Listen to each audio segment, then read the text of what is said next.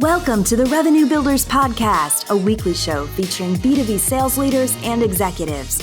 Hosted by five-time CRO John McMahon and Force Management co-founder John Kaplan, the show goes behind the scenes with the people who have been there, done that, and seen the results.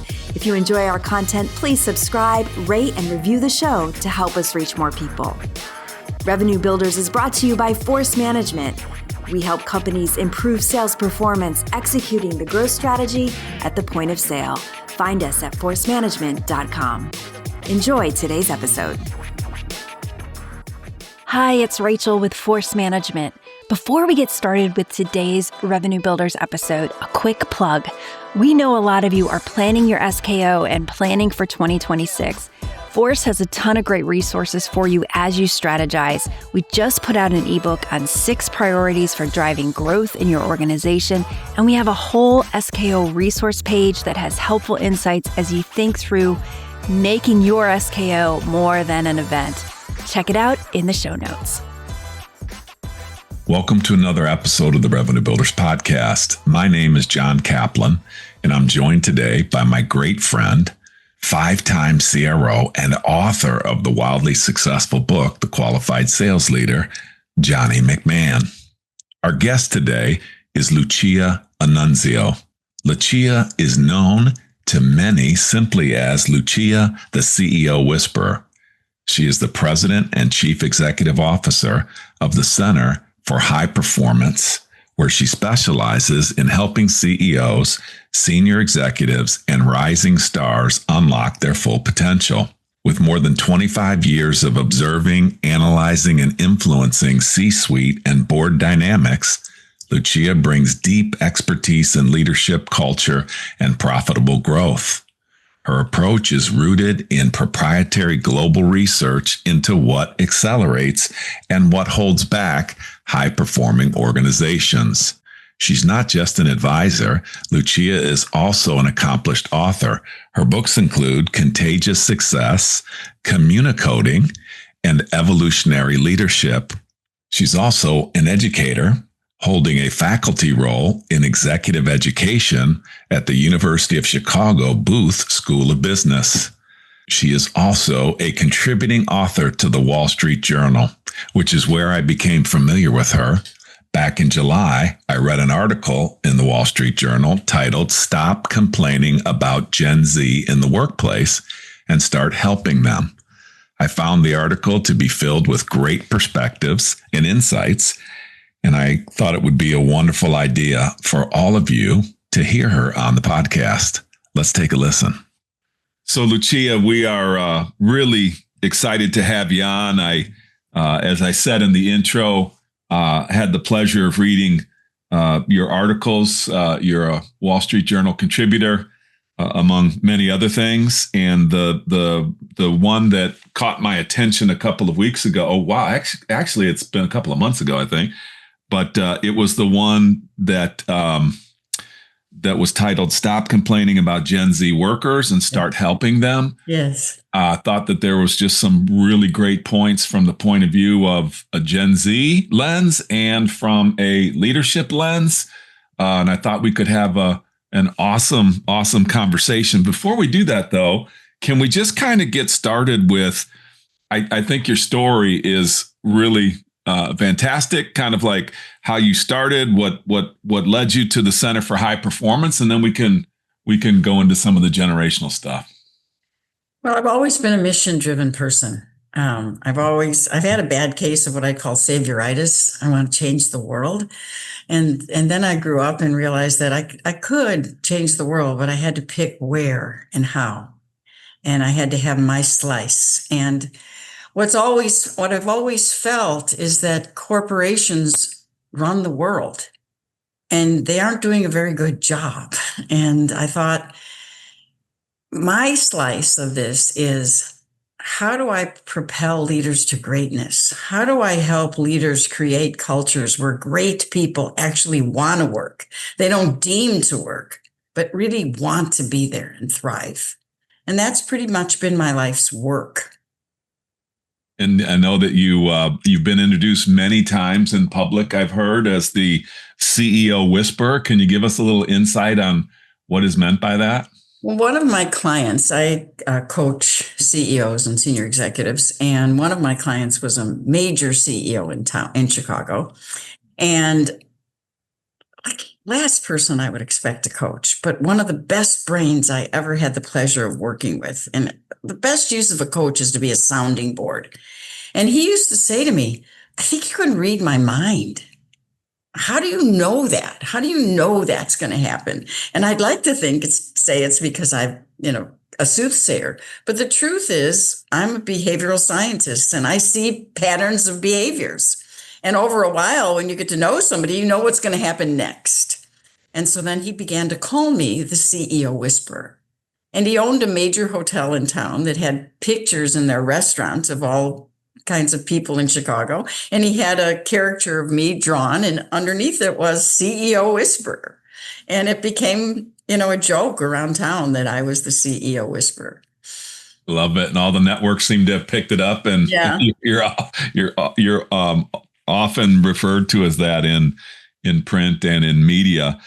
Your main hypothesis, and this will kind of get us kicked off, is that you believe that sustainable performance begins with people. And just Can you kind of give us give us a good entryway into this conversation?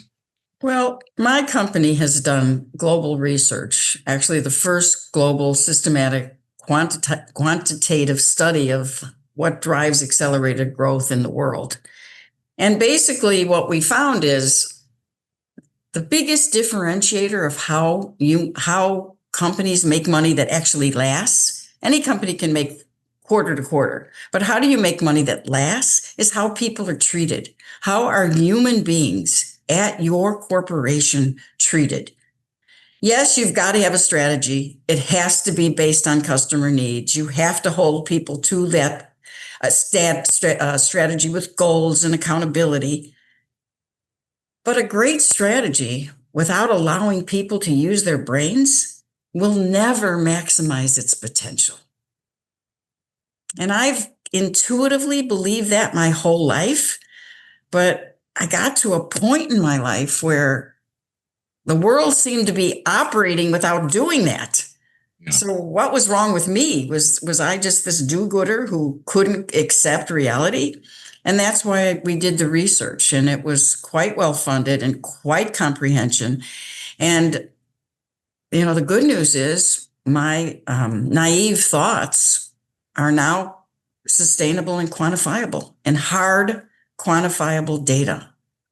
And then treating people, Lucia, what goes into that? Is that developing people, training people, coaching people? What are some of the things that leaders need to do to, sustain that type of performance with people? Great question, John Mack. I believe that the secret to success is a little known concept, which I call return on brain power. If you want return on investment, how do you get return on brain power? We spend a whole lot of time and a whole lot of effort recruiting, interviewing the best and brightest. We performance manage them, we pay them, but do we allow them to use their brains really?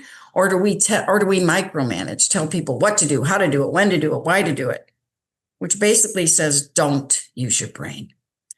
And believe it or not, the majority of people in companies today do not use their brains. I like to use the expression companies leave money on the table. Why? Because you don't allow people to challenge assumptions, to think out of the box, to tell you that the way you've always done it may work, but the world is changing. And as the world changes, how are we going to change? Right. John, I've heard too many environments, just listening to what you say, too many environments are very transaction oriented. Yes. You do this for me, I'm the boss. And in exchange for that, I pay you and I don't penalize you. Whereas exactly. When you're really trying to get my job one day, maybe I'll even promote you. Yeah, if you're lucky. But if you're lucky, really what you I want say to do is transform people. To your point, you want to coach them, develop them, get them to basically not need you anymore. Exactly. That's when they're at their best. You've done a great job with recruiting and developing people that they don't need you anymore. That's when you've done a great job as far as a leader is. That's what I always think. Exactly. The number one differentiator of sustainable growth around the world by a margin of 2.0 on a 10-point scale for the quants out there. That's huge, huge, was that people in the group felt valued. We talked to 600 people by telephone and asked them what that meant. They said, my boss cares what I think. My boss wants my opinion. My boss tells me what to do, not how to do it. Number one answer was, my boss tells me what to do, not how to do it. We dub that treating smart people like they're smart. You know, I love that concept. There's a couple things I want to talk about here, deep dive. On the part that you just said, I've always called that, it's probably not the right language for this podcast, but I've always called it commander's intent. And it's not a, I don't mean to use the pun of command, but I found that in spending a lot of time with folks from the military, they explained to me this concept of commander's intent. And what it means to me today is that the most successful leaders and the most successful people working for those leaders is when they work in an environment where they can understand commander has to have true intent, or leader has to have true intent, and then follower, if you will, or employee, if you will, has the ability to interpret that intent, keep that intent at the forefront, and be able to use their expertise, their intuition, their knowledge and know-how. And I always called that, in force management, I call that the fence post theory. So some people I get and I say, hey, I want to build a fence. And the people that I get along best with are the ones that say, why do you want to build a fence? What do you want that fence to do? What's the purpose of that fence? How long is the fence going to be there? Once they get the intent, they go and build me a fence that is better than I had even thought that it was going to be. Exactly. And then there are some people, and sometimes it's because of my leadership, there are some people that put the fence post in the ground and they surround it with concrete. Then they come back to me and ask what they want me to do, what I think they should do next. Right. And there's a common there's two lenses there. Part of it's my leadership, I'm sure, that has been, too prescriptive. And part of it is people that aren't taking the initiative to allow themselves to use their brains. What advice do you have on kind of how to figure that out? I know it's always the leader's responsibility, but there's a lot of, the reason why you have a platform is because people suck at it. Right? That people aren't all hardwired the same way. Yeah. Some people are very inner directed. They don't choose to be inner directed. They are. Those are the people who will ask you all the questions. How big do you want the fence? Why are you using the fence? And then there are people who are outer directed. Their motivation is to do what you want and to do a good job and receive a pat on the back. And it's not good or bad or right or wrong. They're just different. And my experience is if you help someone to learn how to ask you questions, they can become the people who are hardwired, but they have to see that those people get rewarded. They have to understand that the best way to get that pat in the back is to show your thinking, not to ask the boss for their thinking.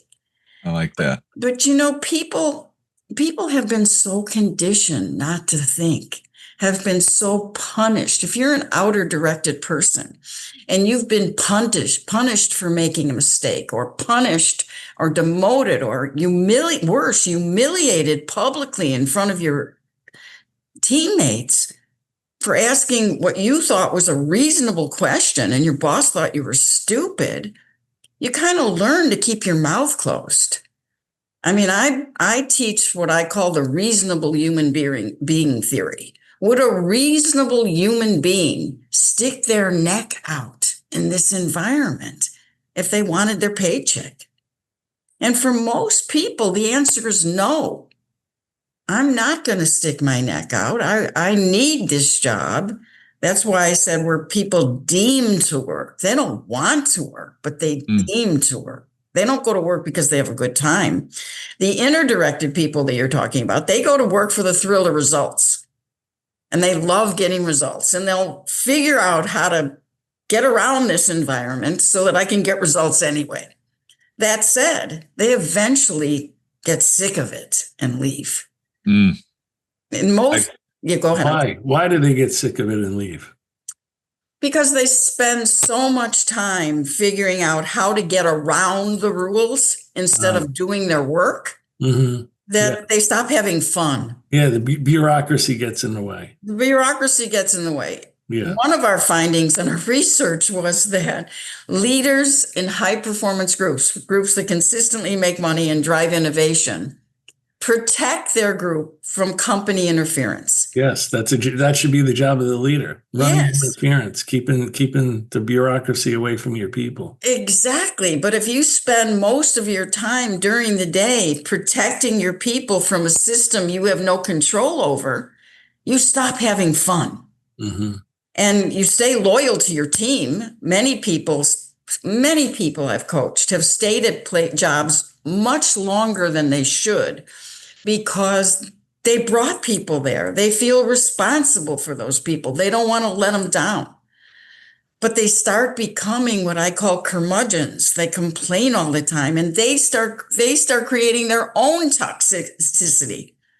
And the people I've seen that want to stay at companies are the people that have been transformed. Like the leader did such a good job in training and developing and coaching that person and got them to a place in their career or a position in their career that they never thought they could get to. Or maybe they thought they could get there, but they got there a lot sooner with that leader. And because they were transformed, then that's when the person doesn't want to leave. They don't want to leave. They might want to leave the company, but they don't want to leave the manager. Exactly. And that's called referent power.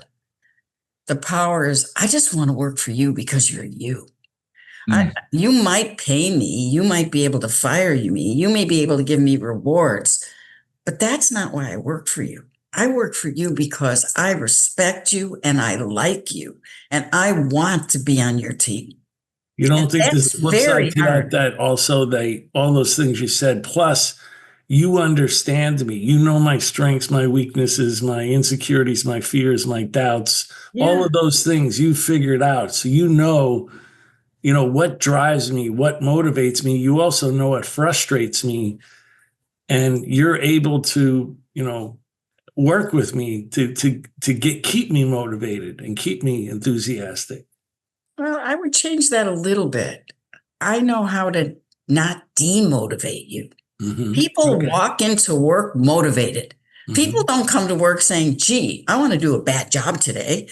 They come into work wanting to do a good job. And then the environment or the leader demotivates them. Yes, sure. Gets in their way. And I'm saying your job as a leader is to hire motivated people and get out of their way. Help them become the best them they can be, not the best you, but the best them. And you're right, John Matt, that's the leaders who get remembered. Those are the leaders that people would follow anywhere, that move across country to work with that.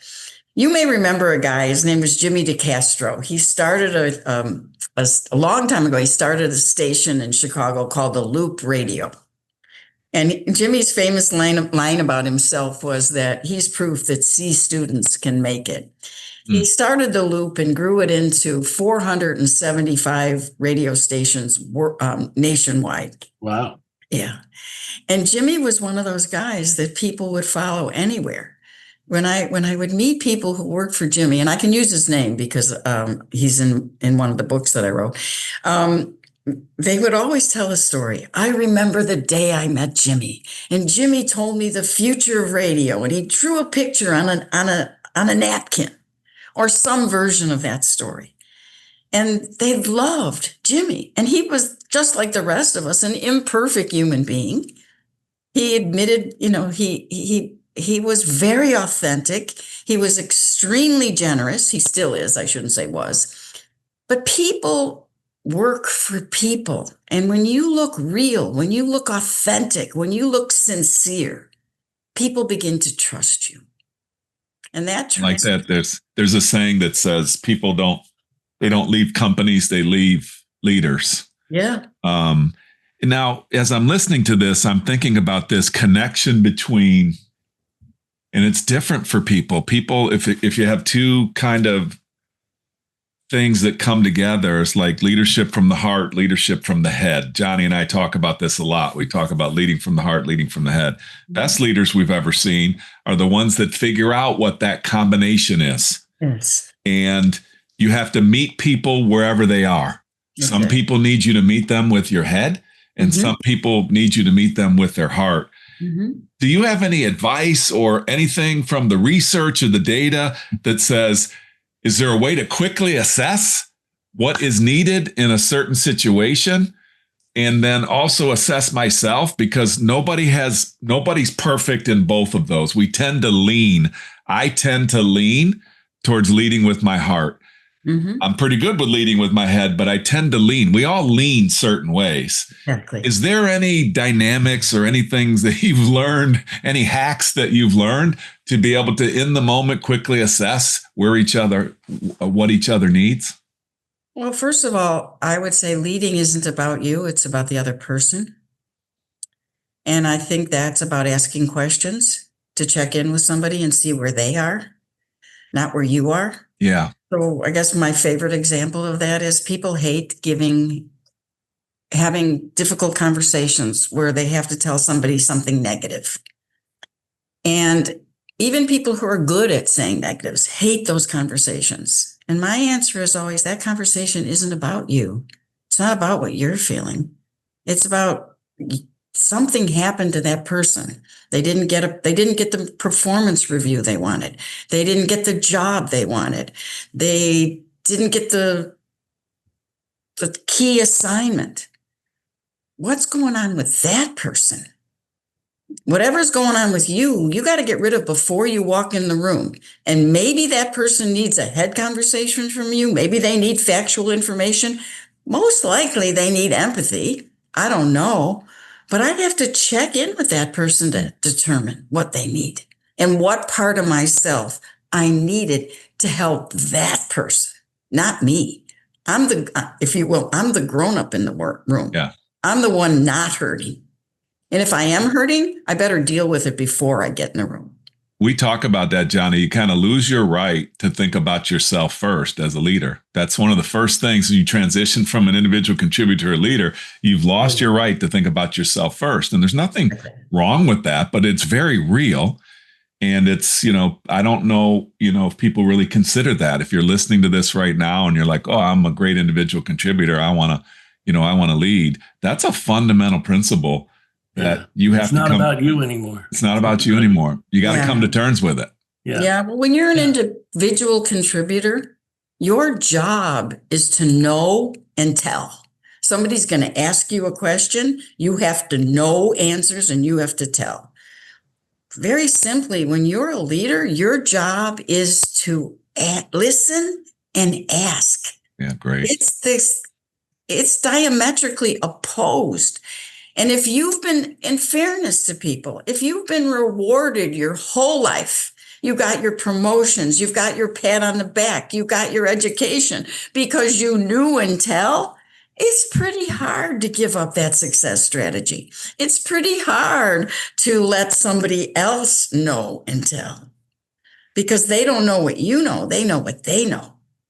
Did you guys have a conversation before we did this podcast? No, we didn't. But going back to the head and heart thing, Johnny, I always think about going in and, to Lucia's point, asking questions. And I try to figure out, is it a commitment issue or is it a competence issue? So if somebody's very competent and they've been competent, and all of a sudden they don't look committed anymore, then I think I'm not talking to their head, I'm talking to their heart. Is there something going on at home? Is everything okay in your personal life? Because all of a sudden their commitment has dropped off. If they're totally committed, they're young, they're out of college, they're totally committed, but their performance isn't right and they're having issues, it could be a competence issue. How can I help coach them and develop them to make them more competent? But without asking those questions. You have to ask the questions. You can't just, but at the macro level, I'm looking at those two things to kind of figure out where I'm going to start to drill down. With one exception. Okay. It's not okay, regardless of where anybody is, to treat you with disrespect. No. And you know what disrespect looks like to you, right? Everybody's different. So if someone is in a bad place and they're in a lot of pain and they're being disrespectful, it's not okay to accept that behavior. No. You can say to somebody, it's tough to be in a hard place. I get that. I'm more than happy to speak to you. But if I'm going to speak to you, then whatever behavior, screaming at me, swearing at me, whatever is offensive to you, you got to stop doing that. You can leave the room. You can calm down. We can reschedule because I care about you and I want to talk to you, but not this way. Right. Very nice. I think it's really important that leaders understand it's okay to set boundaries as well. There's some other interesting things that are on my mind right now as it relates to, I read a really powerful article from a study at Yale a couple of days ago. I wish I could remember the name of it, but I'll try to put it in the show notes. And they talked about reframing defiance, and that the definition of defiance is not what has socially been described as. Defiance to me is, I told you to do something and you are defying me, and it's like a negative. And the way that this article redefined it for me or reframed it for me was it is a signal to both the person that is feeling defiant. And basically what that means is I first get a feeling of, hey, this doesn't jive for me. This isn't what I signed up for. I don't like the way you're talking to me, or I can't stand up to do that for a customer that you're asking me to do. So they get some early signal. And so the person gets that.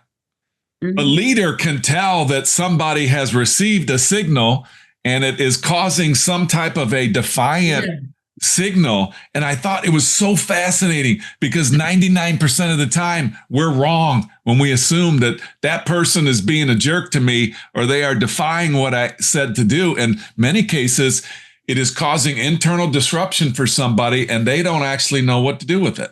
Right, exactly. I'll tell you, I have a client that constantly jumps to negative conclusions, makes assumptions, okay? And we've been working on it. And he called me maybe a month ago. He said, I have to tell you the story. He said, my neighbor, we all have driveways where we have stones. And my neighbor moved the stones in front of their house. He moved the stones that were in front of his house, where there's like plants, and put them on the street and pretty much blocked the street in front of his house. So my neighbor and his kids were all really angry. They decided that the neighbor put the stones there so they couldn't park. So he's out walking the dog and he talks to the neighbor and he says, and he just casually mentions, I see you got stones in front of your house. And the guy goes, oh yeah, I had to weed my garden and move those stones. And they were so heavy. And now I don't know what to do with them. And I'm stuck with them in front of my house.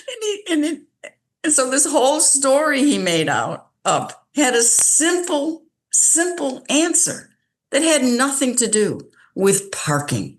And I think at work, that kind of thing happens all the time.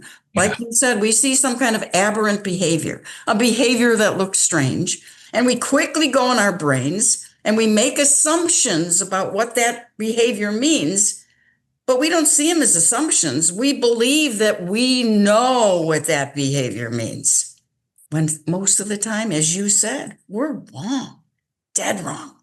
Well, in a snowstorm in Boston, when somebody puts their couch in the street, they're actually protecting the shoveled area of where they are. But this is that is intentional. Yes, that is intentional, but this guy wasn't. And the No. funny part is he just didn't know what to do with the stones. And my client knew somebody who wanted the stones, and they were picked up the next day. My client made a simple phone call, and he says to me, that so drove the point home. Yeah. He said, I made such a ridiculous assumption about something so stupid. And the best part was he taught his kids a lesson too. Mm. Now, Lucia, you have great expertise in generational knowledge and generational differences. I'm not calling you old. I'm just saying that you understand the different generations. You write about the different generations. The Gen Z article caught my attention. Do you mind if we deep dive a little into what you're kind of seeing there from, how is Gen Z different than any of the other generations? Get us going on a thread that helps us understand generational differences. Oh, thank you, because I tend to have cause celebs. I tend to get on bully pulpits, and Gen Z is my new one. I was reading an article about how companies, especially tech companies, were firing Gen Z. And they were firing Gen Zs because they didn't socially interact. They were always on their cell phones. They seemed distant. They didn't seem to know how to talk. And I'm sitting there going, what? Like, what part of COVID did you miss? What part of the fact that there's a whole generation of people who were born from 1997 to 2012, who missed two very important years of socialization through no fault of their own. And so they were stuck at home with a cell phone, with technology, with working parents, and they missed all of the things that one needs at very critical ages. They missed their prom. They missed graduation. Some of these, I call them children, some of these children had to say goodbye to their grandparents over Zoom. They had Zoom funerals. I mean, come on, where did we lose heart in our society that we're just a generation that we caused this pain for? The grown-ups caused their discomfort. What is our responsibility? Not to mention, this is a whole generation of buying power. What's going to happen if they don't have jobs and they can't buy the goods and products that are now being created? What will happen to the economy? So give us some advice on plopping down in the environment that we're in with the background that we just talked about. Let's talk about some of the what does a leader, let's start there. And then I definitely want to go to what does somebody in that generational group have to do, because it's a bi-directional lens. Bi-directional. What does a leader have to be thinking about right now as it relates to getting the most out of that generation? Okay, so one, I've already said, you have to think about the world they grew up in. Two, you have to think about what's going on in the world they live in. There are online college applications where people are applying. I remember when my kids maybe applied to 8 colleges, maybe 5, and were happy if they got into 2. Now kids are applying to 50 colleges and are upset because they get into 2. They're applying to thousands of jobs. They have been called, I think it was Business Insider called them, the most rejected generation in dating, in jobs, and in college. Think about that. All right, so they've been the most rejected, but they're also the most technologically savvy. This group of the millennials never knew life without technology. This group has never known life without a smartphone. This group, during COVID, learned a lot. They had to learn how to use that smartphone. They had to learn how to They had to have fun. They had to have entertainment by themselves. They created apps. They became influencers. They learned how to create videos. They learned how to edit videos. They learned how to be on YouTube. The most popular channel for Gen Z is YouTube, followed by TikTok, followed by Snapchat. Instagram, then Snapchat. It's a whole different way of interacting with the world. And quite frankly, to the leaders out there, the world that they interact in is the world of your customer. I buy things on Instagram. And these platforms have become buying power. And these are the experts in those platforms.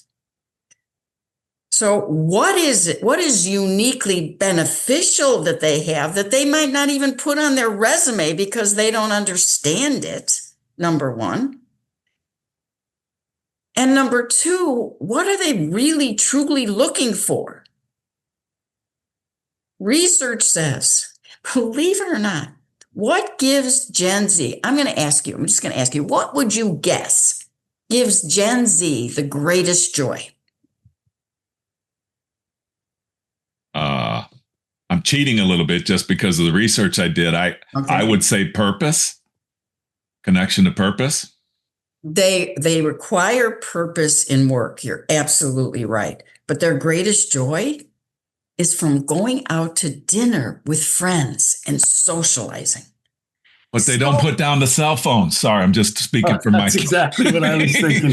I just saw something the other night. 6 of them walked into this restaurant I was in. They all sat down. They all stared at their phones. Not one of them. How do you know they weren't talking to each other on They were. That's what I found out. They were. So maybe they can't. I don't know about you, but I can't hear in most restaurants. And they're really good with cell phones. And I don't know why they have their cell phones. What I know is it breaks conventional wisdom.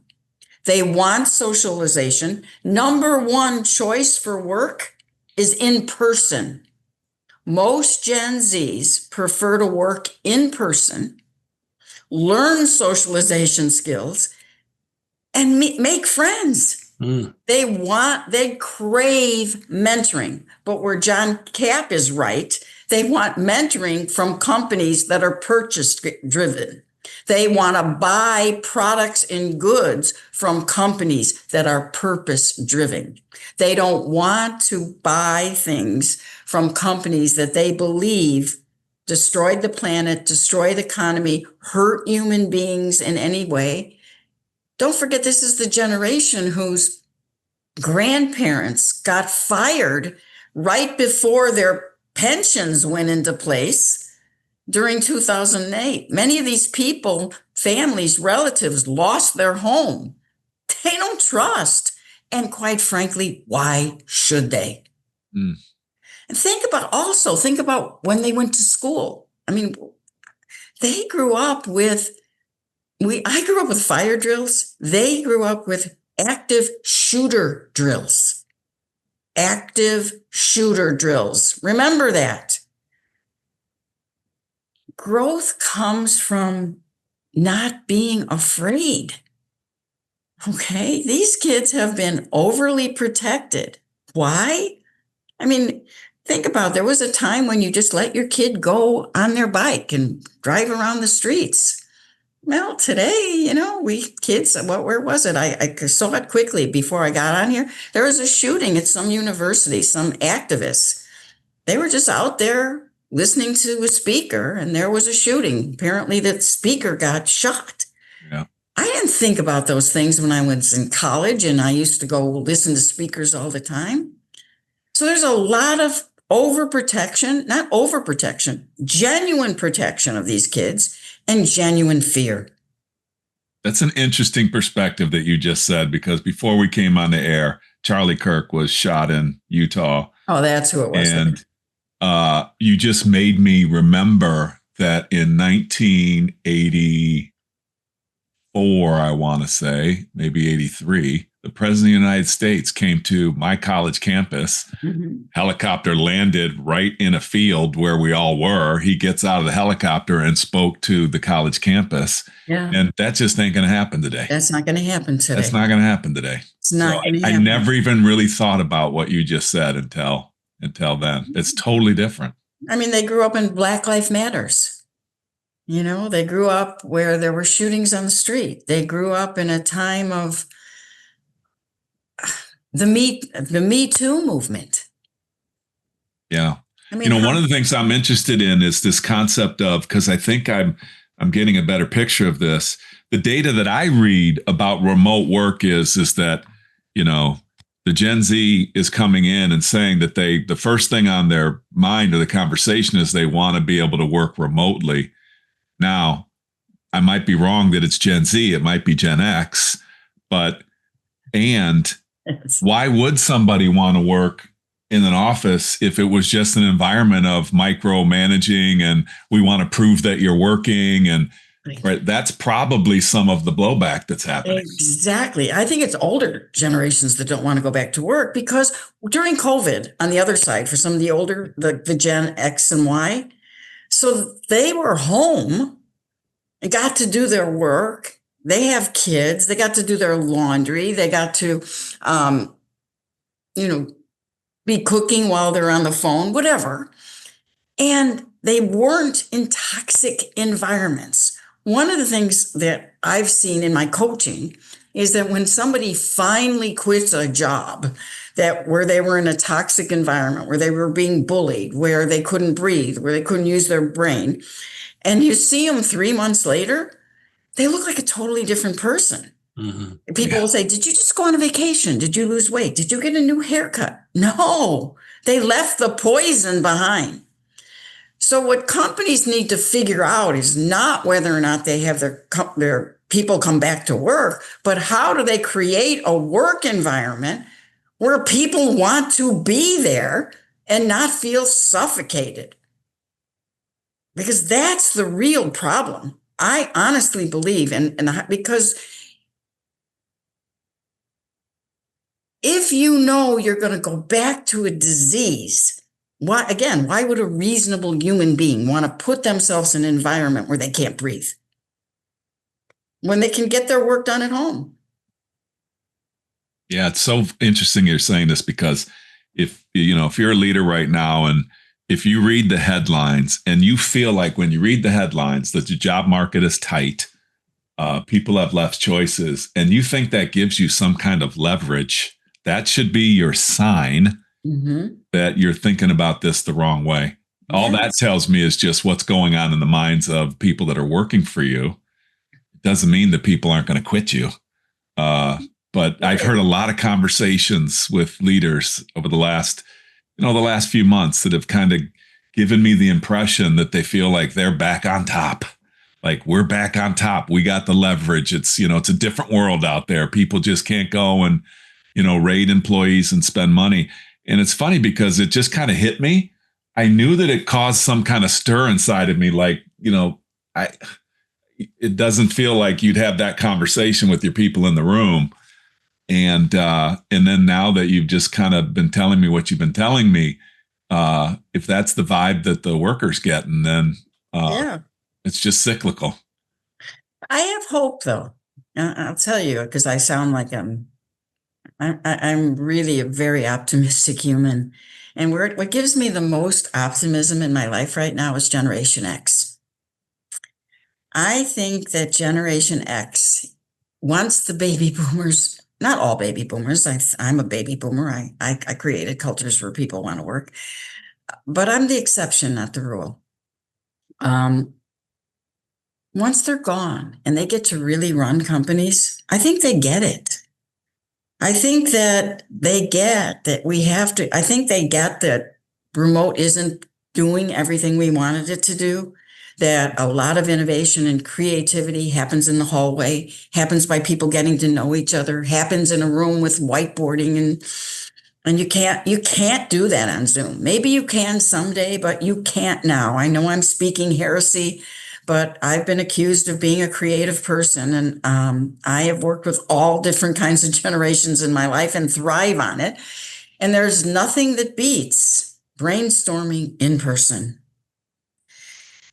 And so I think Gen X gets it. And I think in my classes, I teach executive education for senior leaders, people who come back to school. A lot of people have their MBAs already. It's almost like a relief when they take my class, that what they believe in their gut, what they want to do with the companies that they run or will run, is exactly what the research says works. And that all of those lessons that were above them, that they thought were wrong, actually are wrong. They don't work. Yes, companies survive, they make money. But as I said to you, John Kaplan, we were talking, companies leave lots of money on the table. They leave lots of ideas. They leave lots of innovation. They leave lots of people who are afraid to talk and speak ideas on the table. They never come out. Great point. I actually believe when you said X, I don't know what it is. It's a combination of X, millennial, and Z for me. And my children are in that. Yeah. And I used to sit my children down. Now they have children. Yeah. And I would say to them, and I truly believe this, I would say, I believe you're going to be the greatest generation of all time. My grandparents, I believe, are the greatest generation of all time, of Americans at least. Mm-hmm. Greatest generation of all time. And I follow it up with the reason why I believe that is because you're going to have to be. And I talk about, and I want to give spirit. I want to talk about resilience. And I want, you mentioned COVID, you mentioned 2008, you mentioned school shootings, or you mentioned all this stuff that, they're dealing with is pretty heavy stuff. And there is a resilience that comes from that, just like my grandparents. Maybe. I hope, that's my hope. That's my spirit. I think I do believe it, because if not, then I think we're screwed. I think a resilience comes from it. If they can fall down and people help them get back up again. Resilience comes from making mistakes, learning from them, and getting back up again. But when you make a mistake and people keep you down, you don't become resilient. You become a victim. And victims are not resilient. When I see people who are victims, my heart breaks, because I say to them, what happened in your life that didn't allow you to grow? There's a researcher, her name is Lisa Miller, and she's done a lot of studying on Generation Z. And she's written a book, I think it's called Joy. But she says, when joy is greater than fear, growth occurs. Think about that. When joy is greater than fear. So we have to create cultures where people are experiencing joy if we want them to grow. But in most cultures today, people are armored. They are afraid to speak. They're afraid of making a mistake. It's so ridiculous. You can't get innovation without mistakes. Dropping some bombs. Lucia's dropping some bombs, Johnny. Holy smokes. I was in New York over the weekend, and I saw a play. This isn't a theater recommending show, but I saw a play called Operation Mincemeat. And I'm a thespian. I love the theater. This is one of the greatest plays I've ever seen on every level possible. But it's the story of how the Brits tricked the Germans and helped win the war. And it's this group of people who were allowed to think. They were given a challenge, what looked like an impossible challenge, to get the Germans to leave Sicily and go to Sardinia, because they think that's where the Brits are going, but the Brits are actually going to Sicily. And they developed the most creative plan, but that plan required to use the strengths of people that looked strange, that would be, not normally listened to. Not noticed. Yeah. One of the best things was they had to create a fake soldier to pull this off. And they had to give this person a life. And there was an administrative assistant who said, well, we're sending a soldier off to war. And if a soldier gets found who's been going off to war, they're going to have a picture of their girlfriend and they're going to have a love letter with them. And so these men are trying to write a love letter from a woman and they couldn't do it. And she sings this song called Dear Bill, which is the most beautiful, poignant love letter. But it actually happened. That came from this administrative assistant, that everybody on the team has something to offer. That's the message of this. Everybody, even people you don't think have something to offer, sometimes make the difference between winning and losing. Yeah, it's interesting you say that. We had a commander for SEAL team on, and they said that I might be the commander, but I know the strengths and weaknesses of my team, and we all know our own strengths and weaknesses. Exactly. So when we're going on a mission, at any given moment, and the moments change during the mission, we all know who is the leader at that moment. The next moment, someone else may be the leader. And the next moment, someone else is the leader, and everyone else is subordinate to that person. But it's literally in their life, which is life or death, it changes by the moment. Who's the leader and who's subordinate?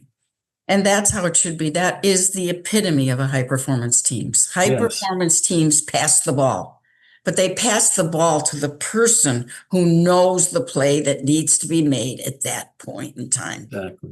And businesses don't operate like sports teams. I mean, if you think about it, would you make a pitcher a shortstop?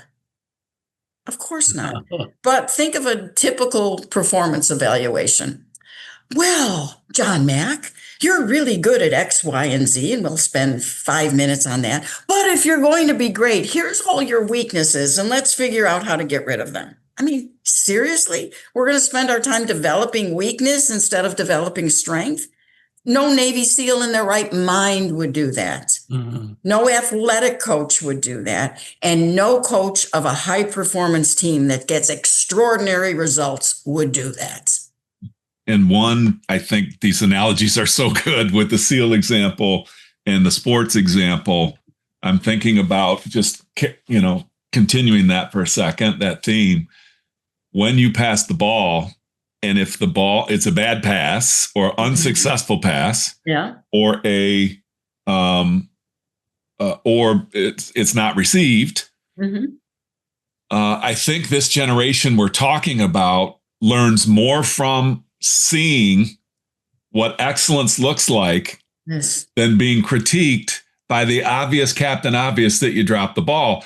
And Johnny, when we had Mike Hayes on, he was talking about, and it might have even been Doug as well, when Doug was talking about, showing films. In the old days, the Dallas Cowboys had a coach that only showed films of people doing things right. And most people in those organizations were only used to seeing how badly they played. And so when you highlight, so I like this theme here because I want to move into the next section of we want to speak directly to Gen Z, but what can you do? We just talked about what leaders can do, what coaches can do, showing things that right. Now, will you spend some time, Lucia, now I want you to speak directly to the Gen Z listeners and let's help them with what they can do to satisfy themselves, to satisfy the companies, to get great outcomes. What's your best advice to them? Ask for help. Tell your boss that you need help, that you want to be a star player. You want to know what it means to be a star player. You want to know what a star player looks like. That's the key. I want to just stop you right there, Lucia. So that's the thing that most people want is show me what good looks like. And so many organizations, they're pushing you, but you don't know who to look up to. Who's the model? What does good look like? Because I would love to emulate good, but what does it look like? And a lot of leaders just can't show their people what good looks like. Sorry for kind of jumping in on that one, Lucia. Yeah. And also saying, what help do you need? What help do you need? You hired me for this job. I also think even before you start the job, we write the traditional resume of what we learned in school or what are the skills we have. What are the skills that you have that you use for fun? I call it, how do you unlock your technological genius? Because you have some technological genius that you don't think applies to work. An interesting fact right now is engineers graduating from engineering school with a specialty in large language models right out of college make between $150,000 and $250,000 a year. Okay? But that's a degree program. What kind of skills do you have how have you been using AI? What influencers have you followed? What have you learned from them? What have you copied? Some of these influencers are making millions of dollars a year, and they did it from their home.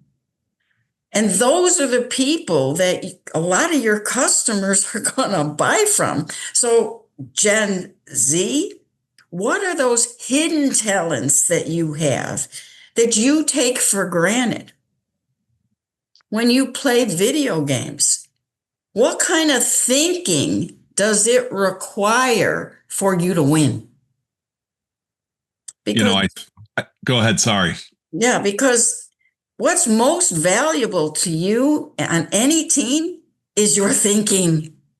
And what part of the thinking do you do best? Are you the best strategist? Are you the best at seeing the risk? Are you the best at seeing upside opportunities, for example? When you play those video games that you love and you get excited and your brain gets turned on, what's happening at that video game right at that moment? How are you using your brain? And how can you apply that use of your brain at work? I was on a podcast earlier this morning, and it's so appropriate what you're saying, because they asked me to consider in the age that we're in, is like the age of AI in a sales career. And they were asking me if I believe that there was going to be an adjustment of a hiring profile. And immediately, without really even thinking, I said, absolutely. And I just I wrote these words down.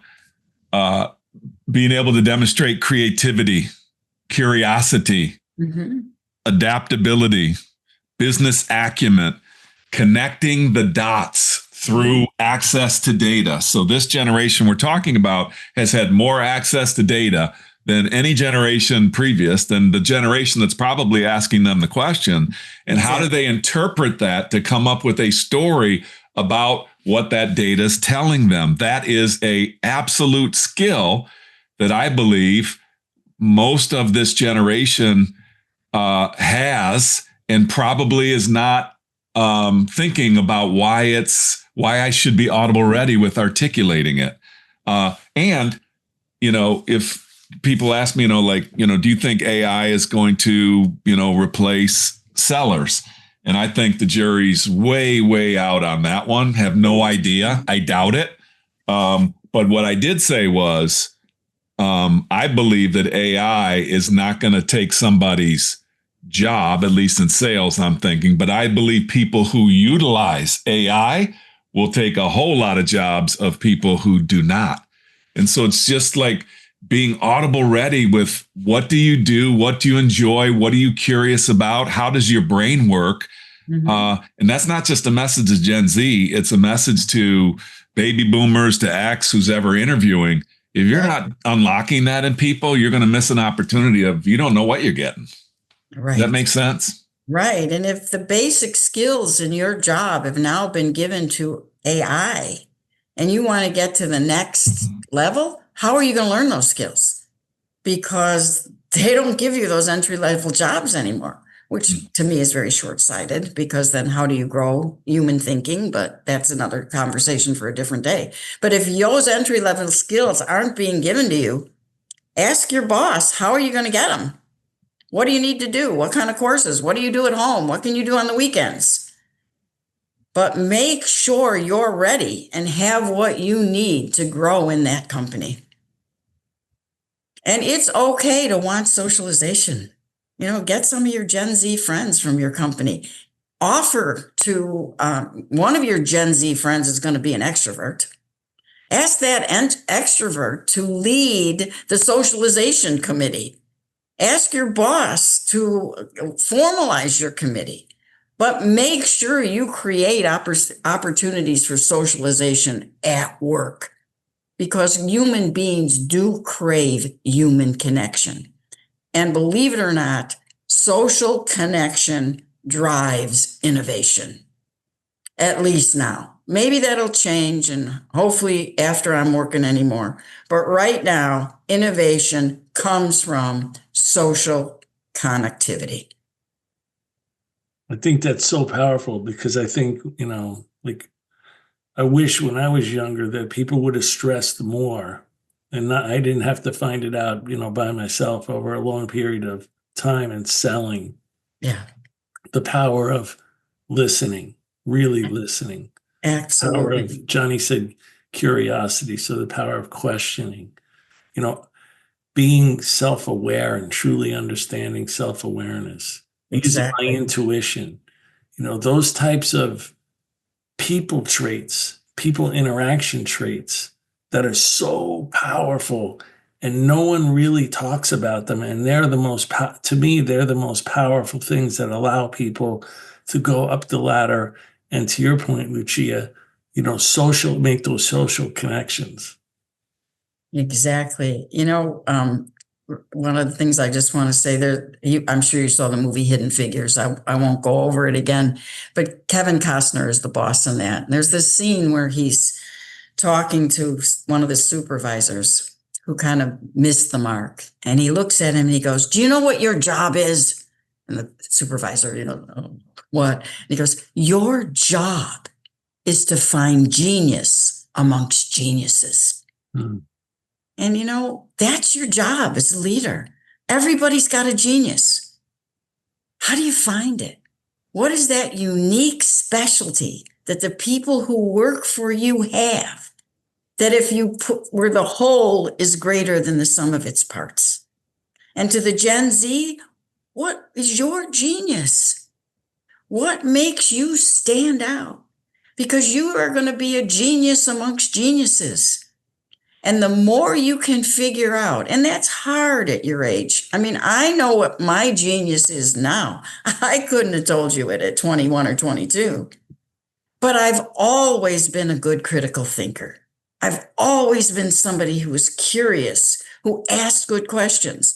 And I went to Catholic schools. I got in trouble for asking what I thought were innocent questions, back to John Capp's point, where I was seen as defiant. And I'm like, what? I'm a good kid. I'm afraid of my dad. I'm not defiant. But somewhere deep inside, I always knew I was inordinately curious. So Gen Z out there, somewhere deep inside you, you know what gives you thrills. You know what part of your brain turns you on. Use it at work. Show it at work. Show yourself off at work. What's your superpower? Because you do have one. Every person has a superpower. Mm-hmm. And always remember, as Jim Collins says, good is the enemy of great. Anybody can be good, but how do you become great? Because that's what's going to give you satisfaction. That's what gives me satisfaction. Every leader I've coached throughout my career is going to be good enough. They're going to do a decent job, but they won't be great. And are you going to, when you look in the mirror, do you want to be good enough, or do you want to be great? Do you want to look in the mirror and be really proud of who you are? Not every day. Nobody's proud of who they are every day. Nobody looks in the mirror every day and says, I did my best job. But at the end of the day, Have your good days, have you done your best job more days than not? What are the days you're most proud of? If you have trouble, if like a lot of Gen Z today are depressed, if you're depressed, have a journal. At the end of the night, ask yourself, what are you most proud of that you did today? Even if it's going on a walk when you felt like staying in, give yourself credit for the things that you did right. Because there's going to be a whole lot of people out there who are going to give you a lot of flack for the things you do wrong. So if nobody else finds catch you doing something right, catch yourself doing something right and give yourself a pat on the back. Nuggets. Nuggets. Lucia, that was outstanding. How do people get more Lucia Annunzio? How do people get more of you? Well, they can go to my website, Center for High Performance. They can email me at lucia@centerforhighperformance.com. All spelled out, long one. Sorry, we tried to get a short one, but couldn't. They can find me on LinkedIn. That's the only social media I do is LinkedIn for value-driven reasons. That would you have some books. Do you have one of your latest ones? Well, my books aren't latest, but I've written 3 books. I've written a book called Communicating, E-Leadership, and Contagious Success. If you want a book, I would recommend Contagious Success. It's outdated, the stories, but the concepts are not outdated. They're everything we talked about today. You can put all that in the show notes. What? We'll load it up in the show notes. You can put that in the show notes. And of course, I'm a contributing editor to the Wall Street Journal, as you alluded to earlier. Great contributing. You were fantastic. I went back and read the other articles, and I just really, really loved them. And we'll post links to those as well. I cannot thank you enough, Lucia. I did a cold call on you. Thank you. I can't thank you. This was so fun. You two are amazing. You are like so fun to be with. As you said, you made me feel so relaxed. It was just having a conversation with 2 great guys. I mean, what woman doesn't like to have a conversation with 2 great guys? You crushed the topic. Thanks very much. Thank you both. Thank you for having me on your show. I really appreciate it. Thank you, Lucia. Thanks, John Cap. Thanks to everyone for listening to another episode of the Revenue Builders Podcast. Thanks for listening to today's episode. Be sure to check us out at forcemanagement.com.